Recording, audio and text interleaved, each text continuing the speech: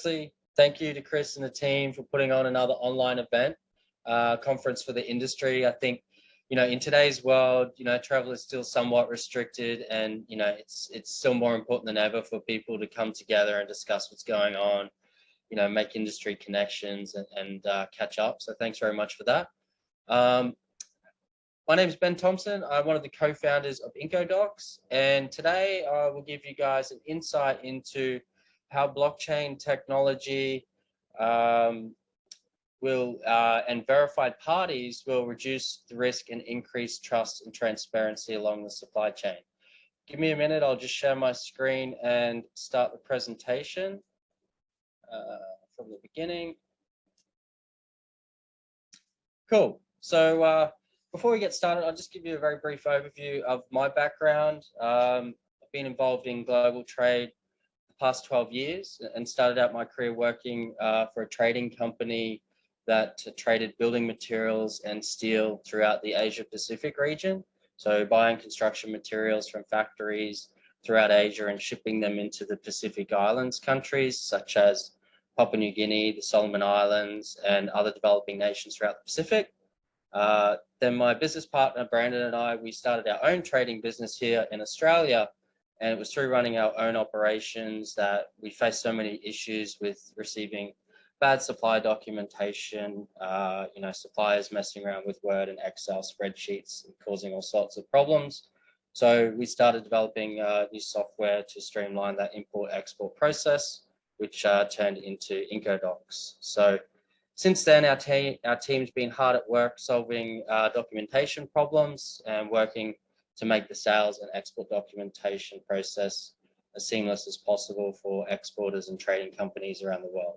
So today, we're talking about how blockchain technology and verified parties actually reduces the risk and increases the trust and increases the transparency in recyclable supply chain. So now blockchain can be quite a technical topic at its core. So today I'll just give a brief overview of what blockchain is, but more importantly, how it will actually be applied to global trade shipments and give some real world examples on just how it will provide those benefits for the different parties along the supply chain. So to start with, what is blockchain technology? If you think of it as the end goal of blockchain is to allow digital information to be recorded and distributed, but not edited. So blockchain technology essentially provides the foundation for immutable ledgers or records of transactions that cannot be altered, deleted, or destroyed. A blockchain system makes it practically impossible to change, hack, or to cheat the system. So provides a lot of additional security layers and a lot of additional functionality by using a blockchain-based system. So I'm only going to go into a high-level explanation of how the technology works, and then I'll explain how that will actually provide the value along the supply chain. On a high level, blockchain technology is essentially a digital ledger of the transactions that is duplicated and distributed across an entire network of computers all over the world to make up that blockchain network. So when two parties come together to initiate a transaction, the blockchain assigns an encryption. A transaction then occurs on the blockchain network to verify the transaction, and a block is actually created in that chain. So a new block is added to the blockchain, and then the blockchain transaction comes complete and the ledger has been updated. So if we look at how blockchain will actually help along the supply chain for a transaction and a shipment, the benefits of blockchain to the global supply chain are enormous. So as you would all be aware here today, there are plenty of potential problems that can occur with any single supply chain transaction or any single supply chain shipment. To start with, most of global trade today is processed with so many different manual insecure processes. So if we're to look at an average international trade shipment, it involves up to 30 different parties, up to 40 different types of documents, 200 plus data elements, just to power that one single supply chain shipment from one country to another. So for every single international shipment, all of that information needs to be passed between all of those relevant parties. So whether that be private companies or public bodies, that includes all the shippers and buyers and consignees, your freight forwarders, shipping lines, ports, customs agents, last mile logistics providers, etc. All of that critical information and data must be shared to every party at the right time to ensure that a smooth order and smooth shipping process actually takes place. So, as I said today, most parties are manually sharing all of that information and all of that different data and documentation and communications, mostly by emails or PDF documents or paper-based documentation. And the problem with that is that the process really does not provide any real verification of all of that information that is being created and shared along the supply chain. So how do we actually know who and what we can trust? What information do we know is 100% true and correct?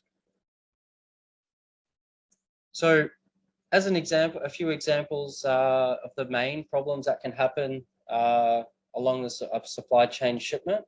If we start with non-verified parties, as most of you know, it's always a risky process when searching or dealing with new suppliers or buyers.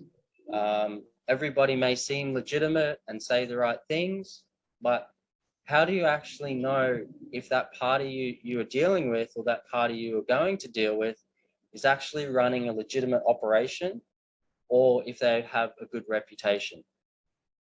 How do we know if that company has had a high volume of past trades that have gone wrong or had a high level of disputes in the past? And how do we know that the company owners or directors haven't just closed down a previous operation and started up a new operation overnight? So we know that obviously TradeFox are doing a really good job at solving problems in this space. They provide a lot of useful tools for people to find reliable, trusted trading partners and to view their reputations online. The second major issue is non-verified documentation and non-verified data. So as mentioned earlier, most documentation and data it's being created and shared, maybe through email systems and PDFs or paper-based documents. But how do we actually know if the person at that company actually created that exact document? How do we know if that person actually sent that email to you? How do we know if that email wasn't actually intercepted or if the email of that person wasn't hacked and the information on that documentation had been manipulated? We've all heard of the horror stories of bad actors, changing bank details and requesting money being transferred to another bank account, only for that money to be completely lost, which is obviously a massive problem for a business of any size. And then we have another major concern is non-verified communication and events. So, for example, throughout the sourcing and negotiation process, there are obviously so many different important terms and conditions that need to be agreed upon between the buyer and the seller for that trade to take place. And often negotiating one single trade deal, involves days or weeks of sharing information and emails before coming to an agreement and countersigning that trade contract and proceeding with the deal. So disputes can often arise over seemingly smaller details, which can actually have pretty dramatic consequences down the track.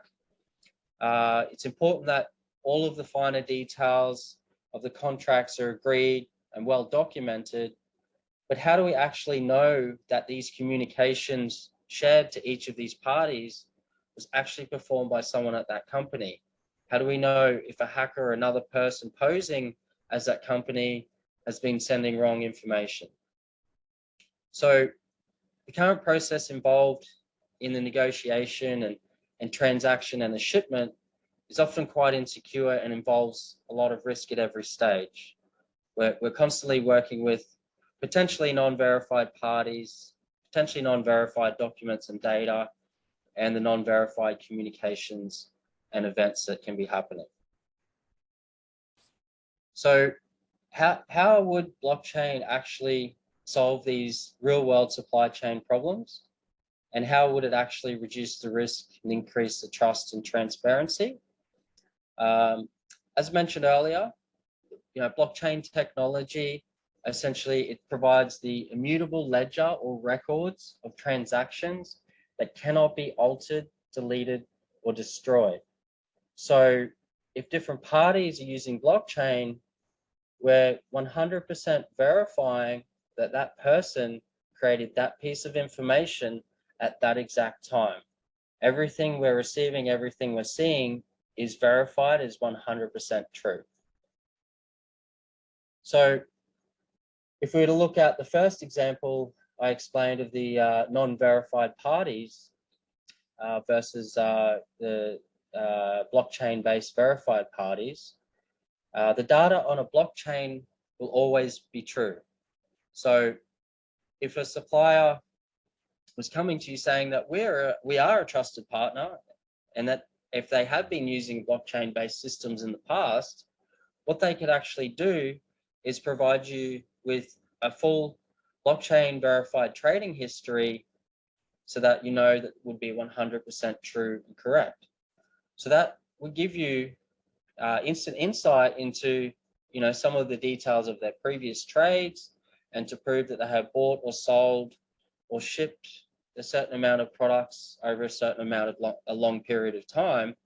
The data would be there for them to share to you, and you'd know that the information provided is 100% true and correct, and that it hasn't been forged. So that blockchain verified trading history will also provide insight in the history of their trading patterns and behaviors as well.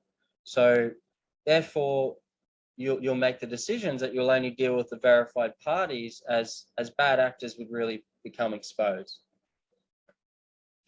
And in today's world, where there are still so many restrictions and travel restrictions happening around the world, it makes it a lot harder to travel to meet the new suppliers or new buyers in person and build those relationships and do your own verification and background checks.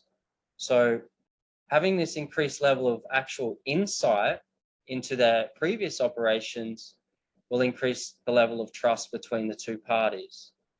So when connecting the two parties, the blockchain verified party information and their trading information will also dramatically cut down the time involved, in communicating, in verifying, in negotiating, in closing those new deals with new suppliers or new buyers. And if we look at the second example of the blockchain verified documentation and data. So as mentioned earlier, most documentation and data is entered, created and shared through email systems or PDF or paper-based documentation. If we compare it to a blockchain-backed system, when someone creates that piece of information or a document onto the blockchain, that information is 100% validated to be created by that person at that exact time and date. That information provided, we know all of a sudden is 100% true and correct. So this will actually eliminate the ability for hackers or bad actors to intercept or change any important details of an order, of an invoice or a shipment, and cause all sorts of problems. It will also, provide customs and other government authorities and logistics providers. They'll have 100% confidence that the information being supplied throughout the shipment, the information being supplied throughout the shipping documentation, it's actually 100% true and correct.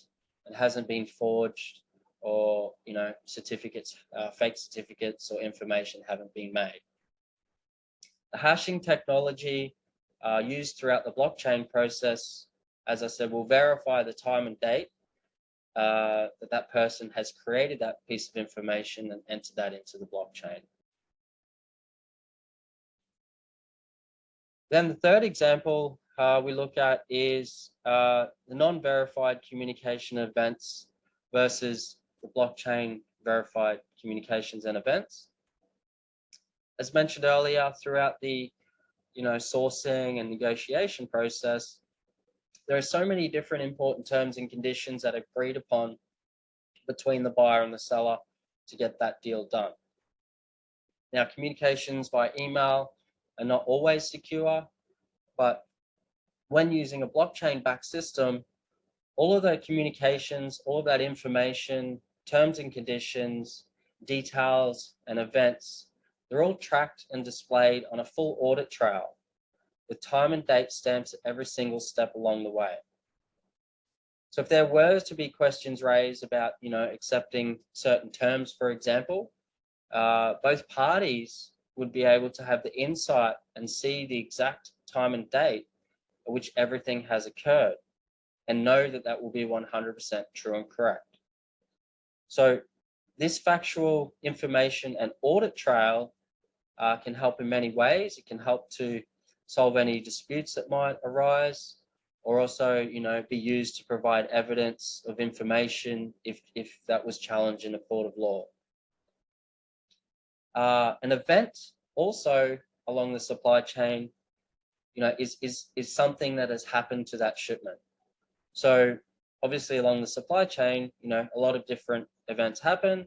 The containers get picked up, containers get cleared through customs, get loaded on board a vessel, delivered to a location. Every one of these events tracked on a blockchain system will give the actual insight into the parties that are involved in that shipment. So the blockchain-based shipment events, it will provide that single source of truth with 100% verified information, so that all of the relevant parties will actually get an insight into the progress of an order and the progress of a shipment. So rather than, for example, for buyers having to always manually contact the sellers, ask for an insight into the shipment, ask for an update on their shipment, where is the order, when will it be shipped, what's the ETA? The blockchain will give a view of that shipment information. It will give the relevant parties that instant insight and notifications into the progress of that shipment.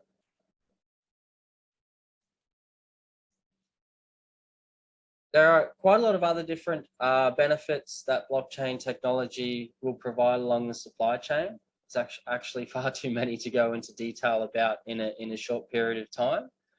But to give a few more examples of the other areas in which blockchain technology will really help is, one, to streamline the trade finance process, so the trade finance application and approval process. So if the parties involved in a potential transaction that's about to take place, if they're already verified and they have a blockchain verified trading history, this will reduce the risk of the trade finance. It'll also make it a lot quicker and easier to apply and get approved for that trade finance. There are many KYC and anti-money laundering checks that have to be done on both parties before that trade finance can be considered and approved. So when the buyers and sellers have a blockchain-based trading history, they can easily share that information to the right party. They can share that to the trade finance company to de-risk it and streamline that application and approval process. The other really interesting part of trade, which it has the potential to really streamline, is the use of smart contracts and instant international payments. So smart contracts, they're contracts that are triggered or executed when a certain set of conditions are met.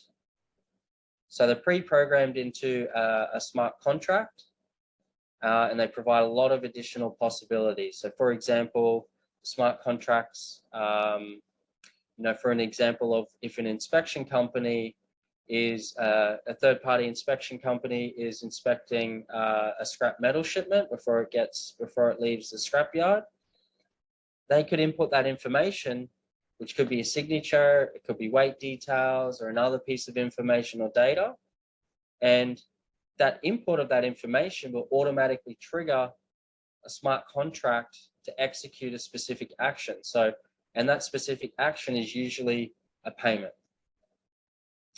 So what that does also is it gives smart contracts actually give the opportunity for buyers to make international payments using a cryptocurrency coin.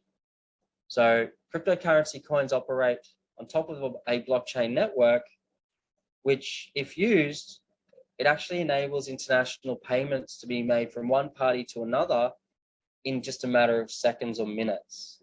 So rather than having to wait, 3 to 4 days for a payment to be received into the seller's bank account via the SWIFT network, it can be made in a matter of seconds or minutes, which is quite amazing and has a lot of potential to streamline it and make things a lot quicker. Smart contracts, another interesting point where they will help is that it also can give the buyers and sellers an alternative option to use smart contracts to replace letters of credit if they'd like to. So that would obviously reduce a lot of documentation and bank fees involved with the particular shipment. And there's also the case of if a buyer and a seller in particular countries, if they can't actually get access to a letter of credit to proceed with that particular shipment, a smart contract will just give them an alternative means to proceed with the trade. And then because all of the blockchain overall reduces risk all the way along the supply chain, well, then that will also lead to reducing the insurance costs involved with each shipment. Another advantage of blockchain technology, which will really streamline the industry, is the bill of lading process. So we've already seen a few companies working in the bill of lading space where they can actually create an electronic bill of lading process, on top of blockchain technology. And what that allows is actually to the instant exchange of information, data, and title of goods.